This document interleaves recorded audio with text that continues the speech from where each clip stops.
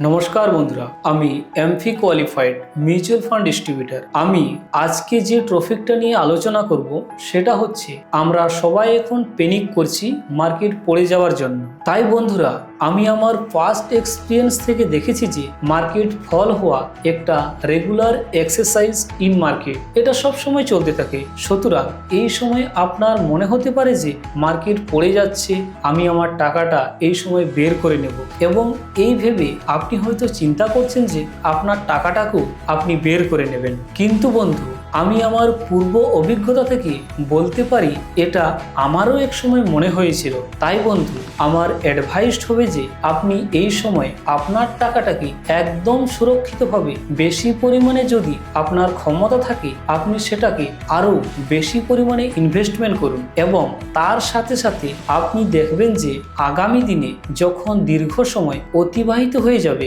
তখন আপনিও দেখতে পাবেন আপনার টাকাটাও কিন্তু অনেকটা বেড়েছে। এবং মার্কেটের এই ফলিংটা হচ্ছে অনেকটা আমাদের শ্বাস প্রশ্বাসের মতো। আমরা যেমন দীর্ঘমেয়াদীভাবে শ্বাস প্রশ্বাস নিই, তেমনি মার্কেটে আপ অ্যান্ড ডাউন হচ্ছে একটা রেগুলার এক্সারসাইজ।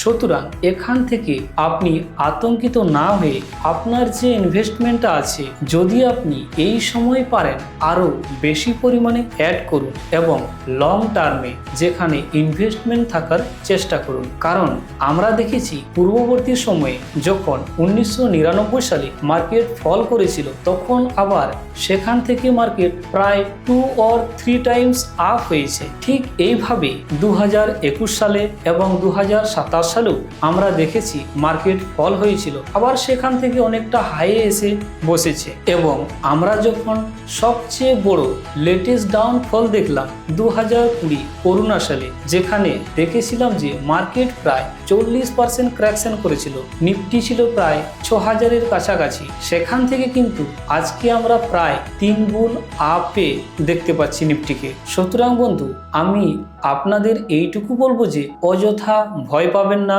মার্কেটের সাথে থাকুন।